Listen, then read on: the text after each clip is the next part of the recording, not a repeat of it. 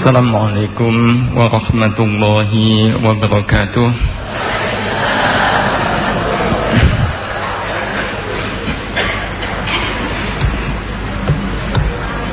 Bismillahirrahmanirrahim.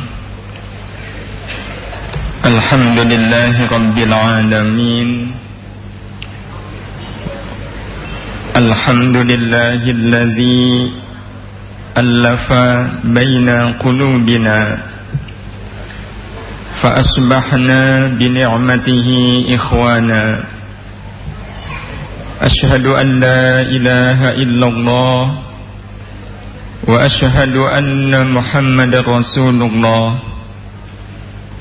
Allahumma salli wa sallim wa barik ala nabiyyina wa habibina Sayyidina Muhammad wa ala alihi wa ashabihi ajma'in. La hawla wa la quwwata illa billahil aliyyil azim. Amma ba'd. Bapak-bapak, ibu-ibu, hadirin hadirah jamaah ingkang dirahmati Allah Subhanahu wa taala,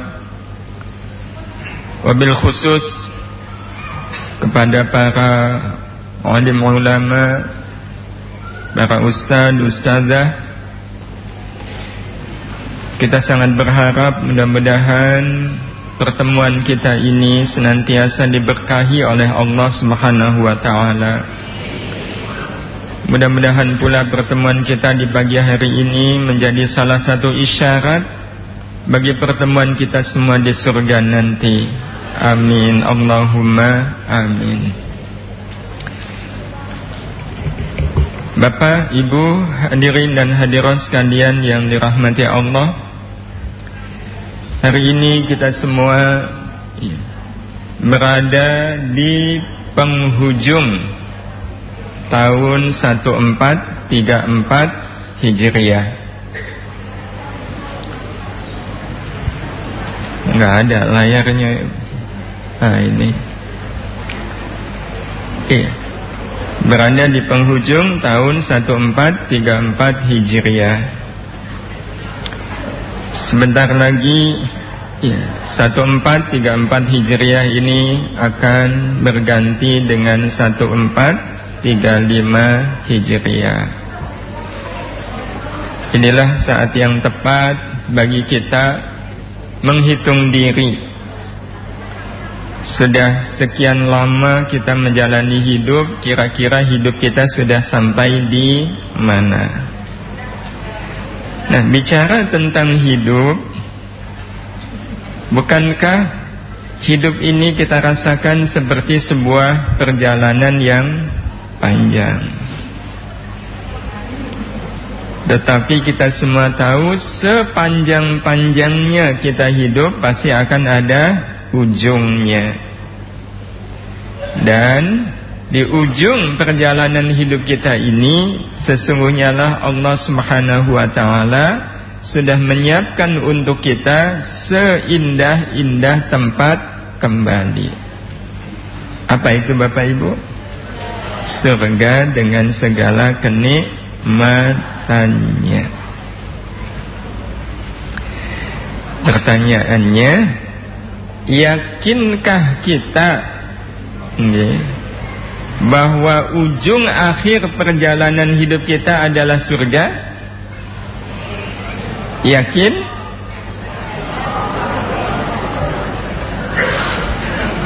Ibu-ibu yakin, bapak-bapak ragu. Ibu, kalau ibu yakin, apa buktinya? Ibu yakin bahwa ujung perjalanan hidup ibu adalah surga. Maksud saya, buktinya apa, Bu? Amal ibadah. Bapak Ibu, agar ujung akhir perjalanan hidup kita adalah surga, maka kita harus jalan ke surga itu lurus atau penuh dengan lika-liku? Lurus atau berlika-liku? Jalan ke surga loh, Bu.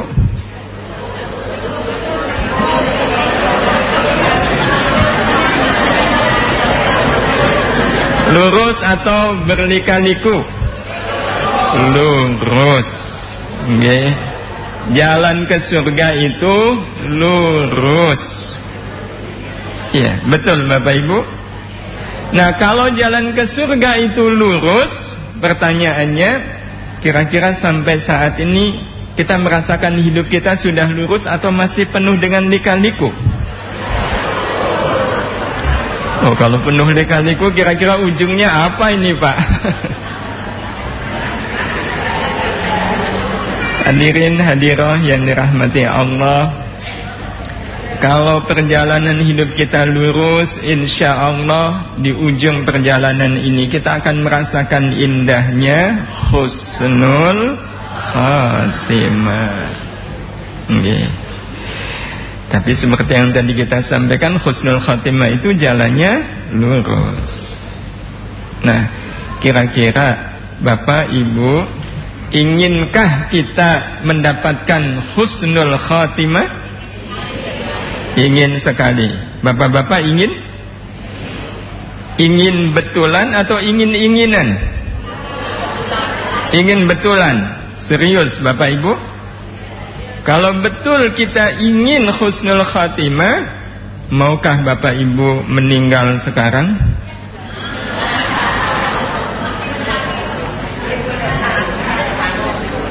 Nah, kalau kemudian, wah, kalau itu nanti dulu, berarti sebenarnya kita ingin husnul khatimah itu masih ingin-inginan. Betul Bapak Ibu? Sebab syarat kita mendapatkan husnul khatimah itu apa? Syaratnya apa Bapak Ibu? Syaratnya kan kita harus mati. Betul Bapak Ibu? Betul. Berarti kalau seandainya kita ingin husnul khatimah, berarti sama kematian itu ingin atau belum ingin? Belum ingin. Husnul khatimahnya ingin, matinya belum ingin. Padahal kapan Allah memberikan husnul khatimah kepada kita? Waktu kita hidup atau waktu kita mati? Waktu kita mati. Betul Bapak Ibu? Kalau ada orang ingin husnul khatimah tapi nggak ingin mati, itu pasti husnul khatimah yang lain, Pak. Hadirin hadirah yang dirahmati Allah Subhanahu wa taala, jalan menuju husnul khatimah itu jalan yang lurus, dan itulah yang senantiasa kita mohonkan kepada Allah, ihdinas siratal mustaqim. Ya Allah, tunjukkan kami ke jalan yang lurus. Dan kita memohon kepada Allah hidup di atas jalan yang lurus itu sudah berapa kali Bapak Ibu? Sudah berapa kali? Kalau kita hitung sehari saja, minimal kita berapa kali memohon ihdinas siratal mustaqim? Berapa kali? 17 kali. Kalau sebulan 510. Setahun 6120. Kalau kita sudah meminta ihdinas siratal mustaqim sudah 10 tahun, dan sepertinya lebih ini. Tapi kalau seandainya 10 tahun saja, berarti kita meminta ihdinas siratal mustaqim kepada Allah sudah berapa kali? 61.200. Sebuah permintaan yang luar biasa banyaknya. Sudah lebih dari ini, sudah ratusan ribu kali kita meminta kepada Allah, ya Allah, tunjukkanlah kami ke jalan yang lurus. Pertanyaannya, sudah luruskah jalan hidup kita? Masih proses. Gimana kalau seandainya nanti malam, Ibu? Ini yang kita ingin sama-sama mengevaluasi, sama-sama menghitung diri. Iya, sama-sama menghitung diri kita. Kalau saya boleh usul, iya, gambar saya nggak usah ditampilkan di layar, biarkan layar yang ada di laptop saja. Saya nggak dilihat, nggak apa-apa, Bu. Iya, kita fokus kepada layar. Sudah luruskah perjalanan hidup kita? Bicara tentang perjalanan hidup, maka kita melihat manusia dalam perjalanan hidupnya menuju akhir itu terbagi menjadi 3, Bapak Ibu. 3 itu terwakili oleh 3 wajah ini. Dan kita ingin melihat kira-kira kita masuk yang mana di antara 3 golongan manusia dalam perjalanan hidupnya menuju akhir. Golongan yang pertama inilah yang disebut sebagai manusia nafsu. Yang kedua manusia akal. Dan yang ketiga inilah harapan kita, manusia hati. Hasil akhirnya beda, Bapak Ibu, dari 3 jenis manusia ini. Kalau ada orang yang ajeg, Pak, hidup sampai meninggalnya statusnya tidak berubah sebagai manusia nafsu, sampai matinya dia dalam keadaan menjadi manusia nafsu, itu kok sepertinya dijamin matinya mati su'ul khatimah. Tapi kalau kita waktu meninggal nanti menjadi manusia hati, karena kita memang menjalani hidup ini sepenuhnya sebagai manusia hati, maka insya Allah ada jaminan pada saatnya nanti kita wafat dengan husnul khatimah. Nah, bagaimana dengan manusia akal, Bapak Ibu? Nah, ini yang nanti nggak jelas. Su'ul khotimah atau husnul khotimahnya itu serba tidak pasti. Kalau meninggal dalam keadaan masih menjadi manusia akal, husnul khotimahnya masih wallahu a'lam. Kalau memang petanya seperti itu, berarti kita harus memastikan waktu kita meninggal, kita masuk manusia yang mana di antara 3 ini, Bapak Ibu? Manusia hati. Nah, itu yang ingin sama-sama kita lihat. Apakah hari ini kita telah menjadi manusia hati, atau masih menjadi manusia akal, atau jangan-jangan masih menjadi manusia nafsu? Bagaimana kita membedakannya? Mari kita lihat, kata kuncinya adalah keinginan dan ketertarikan. Itu kata kuncinya untuk membedakan 3 jenis manusia ini. Keinginan dan ketertarikan.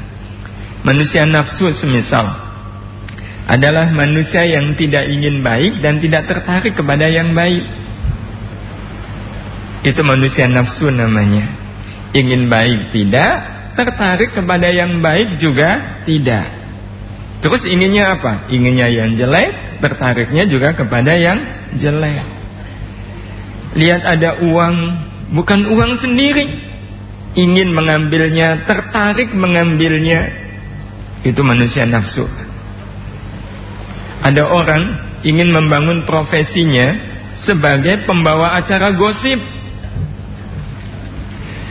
senang kalau sudah ngegosip, tertarik kalau sudah ngegosip. Itu jenis manusia nafsu. Ya, karena itu jenis manusia nafsu ini betul-betul merusak. Iya, betul-betul merusak. Seperti yang contoh sederhananya bisa kita lihat berikut ini. Ini manusia nafsu.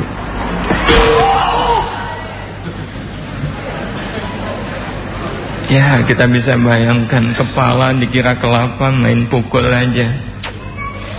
Kadang hal sepele juga tega-teganya manusia nafsu ini memang kemudian mencelakakan orang lain. Iya, seperti kita simak bersama ya berikut ini.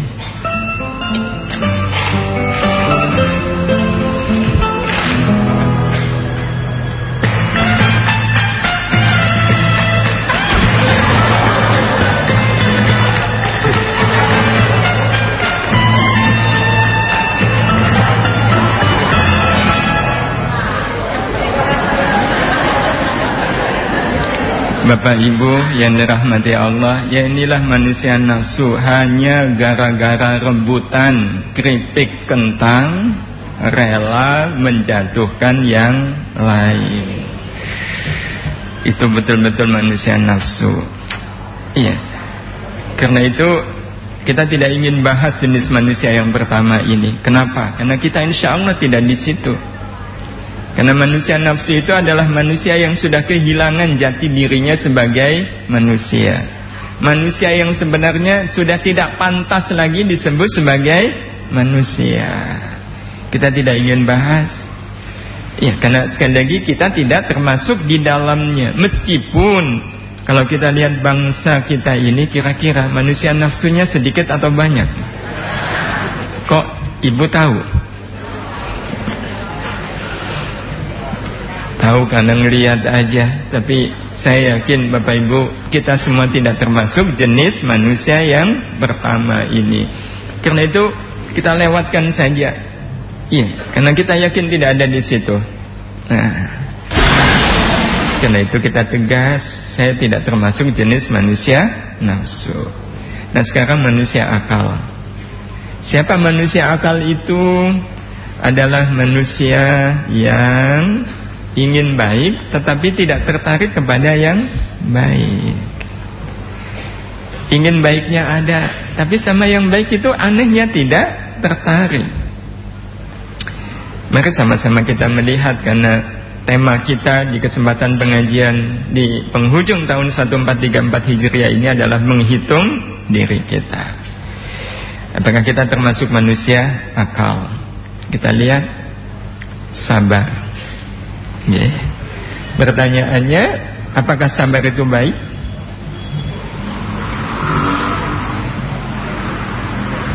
Baik atau tidak baik, Bapak Ibu? Baik. Kalau sabar itu baik, inginkah kita menjadi orang yang sabar? Ingin? Bapak-bapak ingin jadi orang sabar? Saya ingin mengulang sekali lagi, betul Bapak Ibu ingin jadi orang sabar? Ingin atau sangat ingin? Kalau Bapak Ibu sangat ingin sabar, pertanyaannya, apakah sabar itu enak? Loh, katanya ingin sekali. Kok tiba-tiba nggak enak?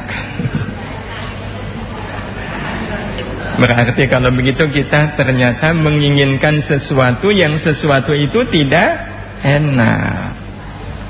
Bahwa kita mengatakan sabar itu tidak enak, itu artinya kita tertarik nggak untuk sabar, Bapak Ibu? Tertarik untuk sabar? Kalau tertarik kok nggak enak? Mungkinkah ada orang yang tertarik kepada sesuatu yang tidak enak? Enggak. Jadi kita mengatakan bahwa sabar itu tidak enak, itu menunjukkan kita belum tertarik kepada sabar. Padahal kita menginginkannya. Harusnya kalau kita menginginkan sabar, berarti sabar itu enak atau tidak enak? Enak. Ya, jadi sekarang sabar itu enak ya Bapak Ibu. Kalau sabar itu enak, pertanyaan terakhir, apakah sabar itu gampang? Kita nggak bisa bohong. Bahwa kita mengatakan susah itu berarti menunjukkan kita sudah tertarik atau belum tertarik dengan sabar. Belum tertarik. Tapi kalau inginnya sudah ada belum Bapak Ibu? Sudah. Berarti kita ingin tetapi belum tertarik. Berarti kalau begitu kita manusia apa ini Bapak Ibu? Kita coba lihat yang lain ya. Bagaimana dengan ikhlas? Apakah ikhlas itu baik? Kalau ikhlas itu baik, inginkah kita menjadi orang yang ikhlas? Ingin? Bapak-bapak ingin jadi orang ikhlas? Kalau betul kita menginginkan jadi orang yang ikhlas, apa jadinya kalau barang kita dipinjam teman? Ya, macam-macam yang dipinjam itu. Ya. Bisa setrika, bisa panci, bisa pula kendaraan kita, motor. Dipinjam teman, tapi kemudian kembali dalam keadaan rusak. udah rusak, bensinnya habis, Pak. Pertanyaannya, ikhlaskah kita menerimanya?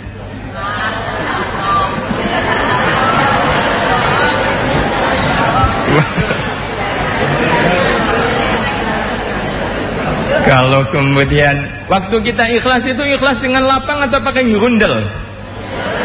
Kalau ngerundel itu tandanya ikhlas atau nggak ikhlas, Pak? Padahal tadi Bapak Ibu bilang saya ingin jadi orang ikhlas. Terus kalau begitu di mana keinginan kita untuk jadi orang ikhlas? Ketika kesempatan itu ada, kita memilih untuk ngerundel, tidak mengambil kesempatan untuk ikhlas. Proses. Baik, kalau masalahnya proses, sekarang kalau seandainya Bapak Ibu yang dirahmati Allah, kita lapar. Ya, pagi-pagi begini sudah sarapan nih Bapak Ibu? Belum. Iya, kalau lihat wajah-wajahnya belum nih. Kita lapar, sangat lapar. Kalau kita lapar berarti kita ingin apa Bapak Ibu? Ingin makan. Dalam keadaan kita lapar, ingin makan, tiba-tiba ada yang nawarin makanan. Mana makanannya? Ini. Kalau seandainya Bapak Ibu kurang berkenan dengan menu ini, ada pilihan yang lain, silahkan mengambil sendiri. Wah, ini bikin saya menderita ini. Bapak Ibu, waktu kita lapar, ditawari makanan, dan yang nawarin mengatakan nggak usah mikir bayar. Tidak ada bayarnya, gratis sepuasnya. Lagi lapar ditawari makan gratis, kita terima atau kita tolak? Terima. Terima dengan lapang atau ngerundel? Kalau seandainya Bapak Ibu ternyata ada orang waktu dia lapar, ingin makan, dikasih makanan, dia bilang begini, apa-apaan ini? Saya tuh lagi lapar. Kenapa saya lagi lapar kok dikasih makanan? Enak lagi makanannya, nggak usah bayar lagi. Apa-apaan ini? Saya tuh lagi lapar, ingin makan. Tapi kenapa saya dikasih makan? Kalau kita menjumpai ada orang dikasih makan dalam keadaan lapar, grundel begini, kira-kira wajar nggak Bapak Ibu? Wajar? Orang akan mengatakan tidak wajar, karena dia bilang saya lapar, ingin makan. Sekarang Bapak Ibu ingin jadi orang ikhlas? Ingin sekali. Tapi kenapa ketika barang yang dipinjam teman kembali dalam keadaan rusak, kemudian Bapak Ibu ngerundel? Bukankah ngerundelnya kita itu sama dengan kita mengatakan apa-apaan sih ini? Saya tuh ingin sekali jadi orang ikhlas. Betul, ingin sekali jadi orang ikhlas. Tapi kenapa motor saya kok kembali dalam keadaan rusak? Padahal saya tuh ingin sekali jadi orang ikhlas. Tapi kenapa diperlakukan seperti ini? Kira-kira kalau begitu wajar nggak Bapak Ibu ngerundel itu? Wajar bagi orang yang tidak ingin ikhlas. Padahal kan dari awal Bapak Ibu sudah mengatakan saya ingin jadi orang ikhlas. Jadi sebenarnya Bapak Ibu masih ingin jadi orang ikhlas? Masih ingin? Betul? Kalau betul, iya. Bapak Ibu yang dirahmati Allah Subhanahu wa taala,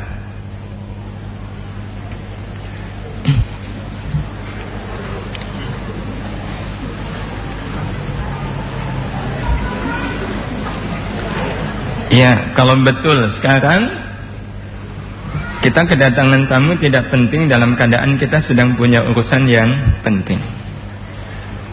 Kalau itu terjadi pada kita lagi punya urusan penting, kedatangan tamu tidak penting. Pertanyaannya, ikhlaskah kita menerimanya? Adakah ikhlas itu terpaksa? Ya terpaksa ikhlas, itu bukan ikhlas namanya. Kita memilih tidak ikhlas, dan kita kadang punya alasan, ya gimana saya ikhlas? Iya, uang dia datang tanpa ada urusan penting, sementara saya sedang punya urusan penting. Lah yang namanya tamu, dari mana dia tahu kalau kita sedang punya urusan yang penting? Berarti sebenarnya siapa yang mendatangkan tamu itu kepada kita? Allah. Dan tahukah kita Bapak Ibu yang dirahmati Allah Subhanahu wa taala, itulah cara Allah. Itulah cara Allah memenuhi keinginan kita untuk jadi orang ikhlas. Ketika kita ingin jadi orang ikhlas, Allah tahu nggak Bapak Ibu? Tahu. Allah membantu kita? Ya. Dan bantuan Allah adalah Allah kirimkan kepada kita tamu tidak penting dalam keadaan kita sedang punya urusan yang penting. Terus bantuan Allah itu kita apakan?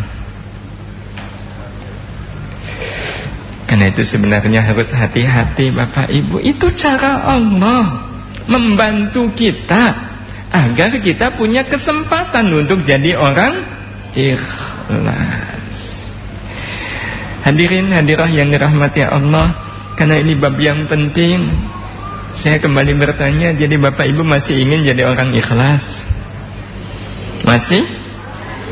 Kalau masih, sandal mahal kita hilang seusai pengajian atau sholat jamaah di masjid. Bukan sandal murah, sandal mahal ini Bu. Yang harganya 2 juta, pas mau pulang tersisa, rupanya pencurinya itu masih punya rasa kasihan. Dia mengganti, meninggalkan untuk ibu sendal jepit begini. Biar ibu pulang, tetap pakai sandal, ditinggalin sendal jepit begini. Pertanyaannya, ikhlaskah kita menerimanya? Ikhlas? Kalau betul ikhlas, seandainya minggu depan datang lagi ke pengajian ini, kira-kira Bapak Ibu masih ingat nggak dengan sendal yang hilang itu? Kalau masih berarti tandanya nggak ikhlas. Jadi Bapak Ibu, sebenarnya apakah kita memang betul-betul ingin ikhlas? Masih ingin? Ya, ini semangat inginnya patut dipuji Bapak Ibu. Kalau betul kita masih ingin ikhlas, apa jadinya kalau disakiti sahabat atau saudara dekat? Ikhlaskah kita memaafkannya? Insya Allah. Iya, saya memaafkan. Tapi masih ingat enggak dengan sakit hatinya kita? Kalau masih berarti belum ikhlas. Hadirin hadirah yang dirahmati Allah Subhanahu wa taala. Satu lagi, kalau soal pahala, soal pahala, Bapak Ibu menginginkan pahala yang sedikit atau yang banyak? Yang kecil atau yang besar? Betul. Kalau betul kita menginginkan pahala yang besar, pahala yang banyak, manakah yang lebih besar pahalanya? Senyum kepada yang senyum atau senyum kepada yang manyun? Mana yang lebih besar pahalanya? Senyum kepada yang manyun. Jadi kalau kita ketemu dengan 2 orang begini, satu senyum, satu manyun, mana yang lebih besar pahalanya? Senyum kepada yang manyun. Kalau senyum kepada yang manyun, kita tahu pahalanya lebih besar. Pertanyaannya, tertarikkah kita untuk tersenyum kepada yang manyun?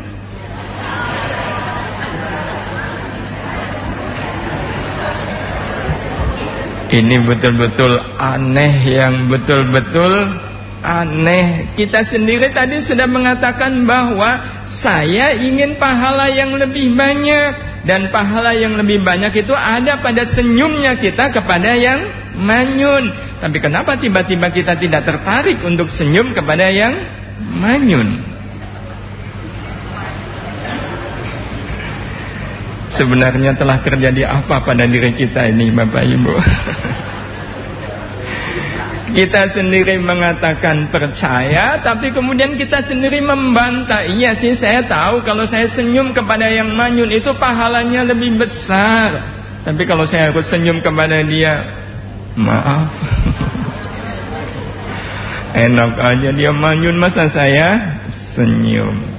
Itulah manusia akal. Sekarang kalau saya balik, Bapak Ibu, ya, inginkah kita masuk neraka? Tidak? Ragu atau pasti tidaknya? Tegas? Ya.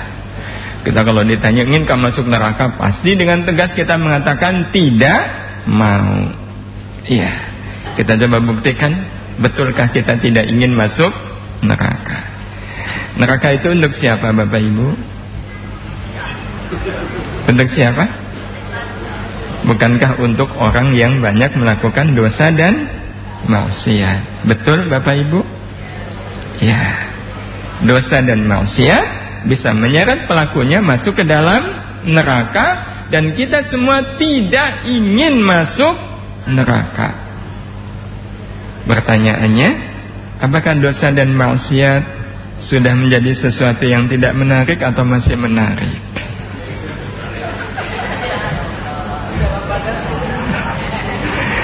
Tidak sulit. Sebenarnya jawabannya kan ada pada kehidupan kita.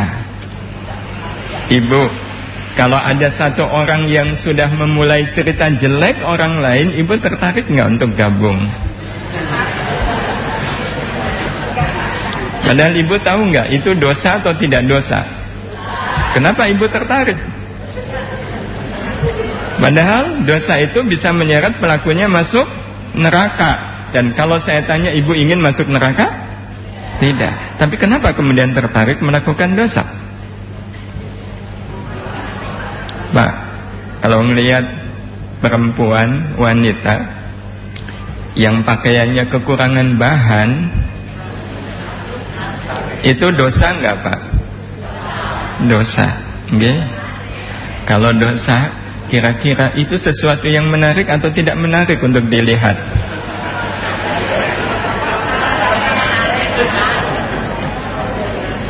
Padahal kalau seandainya Bapak ngelihat ada pisang goreng, wah enak sekali, tapi nggak ditutup, karena nggak ditutup banyak lalat. Iya. Nah, ngelihat pisang goreng yang kelihatan enak tapi dikerubungi lalat, Bapak tertarik nggak?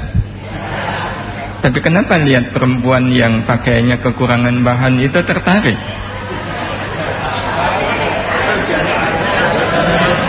Tahu jawabannya, Pak? Jawabannya adalah karena kita menjadi bagian dari lalat-lalat itu. Hadirin hadirah yang dirahmati Allah Subhanahu wa taala. Jadi kalau boleh kita simpulkan, manusia akal itu manusia yang bagaimana? Manusia yang tidak tertarik kepada yang diingini, tetapi tertarik kepada yang tidak diinginkan. Ingin tapi tidak tertarik, tidak ingin tapi tertarik. Kalau sudah seperti ini sebenarnya menunjukkan gambaran apa, Bapak Ibu? Kalau boleh kita katakan, meskipun ini tidak enak bagi saya pribadi, iya, kita juga merasa tidak enak, tapi kita rasanya terpaksa harus mengatakan ini adalah gambaran kondisi sakit. Kenapa sakit? Lihat orang sakit. Orang sakit itu masih ingin makan enak nggak, Bapak Ibu? Makan enak ingin nggak? Apalagi udah 2 hari makannya nggak teratur. Ingin makan enak? Ingin. Kalau inginnya ingin. Ya, anak kita sakit, tiba-tiba Bu ingin sate, sama ibu dicariin nggak, Bu? Ya. dicariin itu. Begitu sudah dapat satenya disuguhkan ke anak, ngelihat sate, anak tertarik nggak? Enggak, pusing, mual. Kenapa? Karena dalam keadaan sakit. Kalau begitu, apa keputusan kita? Apakah menjadi manusia akal, manusia yang ideal? Tidak. Karena itu tidak ada pilihan yang lain bagi kita, Bapak Ibu yang dirahmati Allah, kecuali kita harus menegaskan diri kita menjadi manusia hati. Enggak ada pilihan yang lain. Terus siapa manusia hati itu? Manusia yang sangat menginginkan kebaikan dan tertarik kepadanya. Ingin baik dan tertarik kepada yang baik. Ingin sabar dan tertarik kepada sabar. Sehingga kalau seandainya ibu sebagai istri sudah menjadi manusia hati, mana yang bagi ibu, suami nampak lebih menarik, waktu senyum atau waktu marah-marah? Senyum. Kalau marah-marah menarik nggak, Bu? Enggak, berarti belum manusia hati. Kalau ibu sudah jadi manusia hati, enak. Lihat suami senyum, menarik. Lihat suami marah-marah, lebih menarik. Loh, apanya yang menarik? Yang menarik adalah kesempatan ibu untuk sabar. Betul nggak, Bu? Kapan lagi ibu bisa sabar kalau tidak pernah dimarahi? Dan tahukah kalau seandainya ada seorang istri yang waktu dimarahi oleh suaminya, dia sabar, kira-kira suaminya marahnya itu sebentar atau lama? Kan gak enak Pak marahin orang yang sabar itu. Berarti kalau seandainya seorang istri dimarahi oleh suaminya dan dia memilih sabar, berarti istri ini telah membantu suaminya untuk segera mengakhiri marah. Ini menunjukkan bahwa manusia hati itu pengaruhnya sangat kuat, bisa mempengaruhi orang lain untuk tidak meneruskan keburukan-keburukannya, kejelekan-kejelekannya. Di sisi yang lain, manusia hati, dia akan merasakan hidup ini hanya satu, bahagia dalam keadaan apapun. Dalam keadaan apapun. Seperti yang jadi Bapak Ibu, kalau boleh kita katakan, manusia hati adalah manusia yang perjalanan hidupnya telah sampai ke hati. Karena sebenarnya perjalanan hidup, hidup yang sedang kita jalani, ini perjalanan keluar atau ke dalam? Ke dalam. Kalau perjalanan keluar itu namanya piknik, Pak. Piknik, tamasya, rekreasi, itu perjalanan keluar. Tapi hidup mengharuskan kita untuk berjalan ke dalam, masuk ke dalam diri kita. Dan hal yang paling inti dari diri kita apa, Bapak Ibu? Hati. Sehingga orang yang perjalanan hidupnya telah sampai ke hati, dia akan mudah melakukan semua kebaikan yang memang sumbernya ada di dalam hati. Sabar itu sumbernya ada di mana, Bapak Ibu? Di hati. Ikhlas di hati. Qanaah di hati. Memaafkan orang lain dari hati. Sehingga kalau orang sudah sampai ke hati, sekali lagi mudah bagi dia untuk melakukan segala amal kebaikan. Karena semua amal kebaikan itu sumbernya adalah hati. Kalau gambaran sederhananya seperti kita ingin air zam-zam, Bapak Ibu. Kalau kita masih di Indonesia, nyari air zam-zam itu susah atau gampang? Susah. Kalaulah kita ingin air zam-zam harus beli. Murah atau mahal? Mahal. Ini musim orang pulang haji, kalau kita sempat nengok mereka, dapat air zam-zam nggak, Bapak Ibu? Dapat. Sedikit atau banyak? Sedikit. Yang kalau kita haus nggak bisa menghilangkan haus. Tapi kalau kemudian kita menempuh perjalanan menuju ke tanah suci, dan tujuan haji yang paling utama itu apa, Bapak Ibu? Masjidil Haram. Kita berangkat ke tanah suci, sampailah kita di Jeddah. Ketika kita sampai di Jeddah, apakah air Zam-Zam mudah atau masih susah untuk kita dapatkan? Kalau di Jeddah, yang pengalaman ke sana masih susah. Kalau kemudian kita meneruskan perjalanan, sampailah kita di Mekah, tiba di pondokan. Ketika kita sudah ada di pondokan, nyari air Zam-Zam susah atau gampang? Di pondokan loh, Bu. Kalau masih di pondokan, gampang atau susah? Masih susah. Baru ketika kita menuju ke Masjidil Haram, mudah-mudahan suatu saat kita nanti akan masuk. Bagi yang sudah pernah ke sana, mudah-mudahan diberi izin oleh Allah bisa kembali ke sana. Kita masuk ke Masjidil Haram melalui pintunya. Begitu sampai di Masjidil Haram, yang namanya air Zam-Zam susah atau gampang? Gampang, karena sudah disiapkan. Yang kalau seandainya kita ingin minum air Zam-Zam 30 liter, kesampaian nggak Bapak Ibu? Kesampaian. Harus bayar? Enggak.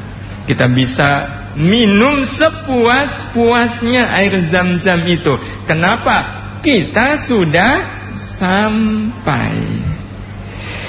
Maka demikian pula halnya dengan hidup Bapak Ibu yang dirahmati Allah Subhanahu wa taala.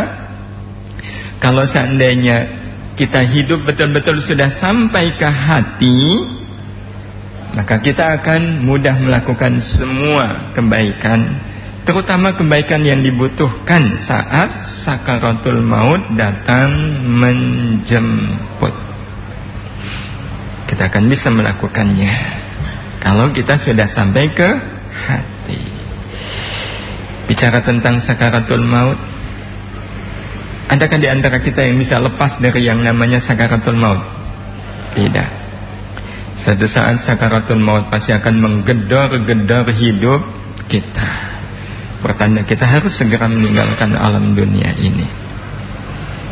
Dan husnul khatimah atau su'ul khatimah itu penentunya kapan Bapak Ibu? Waktu kita sakaratul maut, bukan waktu sehat begini. Meskipun sakaratul maut ditentukan oleh bagaimana kita waktu masih sehat seperti ini, tapi waktu kita sakaratul maut, apa yang dibutuhkan agar kita bisa husnul khatimah, agar kita bisa mengucapkan la ilaha illallah? Apa yang kita butuhkan? Ada yang membimbing? Mungkinkah ada orang yang dibimbing mengucapkan la ilaha illallah, dia mengucapkannya? Tidak. Kawan saya bahkan pernah diludahi, Pak, waktu menuntun orang yang sedang sakaratul maut. Ucapkan Allah.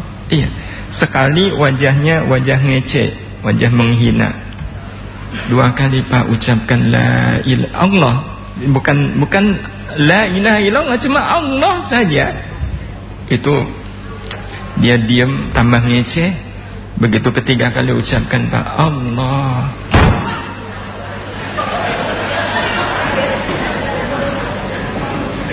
diludahi, ya Allah. Hadirin hadirah yang dirahmati Allah, ada 3 yang kita butuhkan waktu kita sakaratul maut. Yang pertama, kita ikhlas menghadapi datangnya ajal. Itu yang pertama. Yang kedua, tenang ketika ajal datang menjemput. Dan yang ketiga, tidak ada yang kita ingat kecuali Allah. Kalau ketiganya hadir waktu kita sakaratul maut, ikhlas, tenang, ingat Allah, insya Allah itu jaminan akan husnul khatimah. Dan ketiganya itu hadir. Apakah tiba-tiba Bapak Ibu? Instan? Udahlah, sekarang saya sudah tahu ilmunya, pokoknya saya akan husnul khatimah kalau nanti sakaratul maut, ikhlas, tenang, ingat Allah. Gampang kok. 3 akan saya ingat-ingat. Udah, sekarang gak usah ngaji, gak usah sholat, gak usah ngibadah. Yang penting pokoknya nanti waktu sakaratul maut yang ikhlas, yang tenang, dan ingat Allah. Apa susahnya? Ya kalau mau nyoba, nyobalah. Cuma masalahnya kalau gagal tidak bisa diulang. Itu masalahnya. Karena itu hidup tidak bisa dikelola dengan untung-untungan. Udahlah untung-untungan aja. Kalau ngepasi husnul khatimah ya alhamdulillah. Kalau enggak ya mau gimana lagi, nasib. Enggak.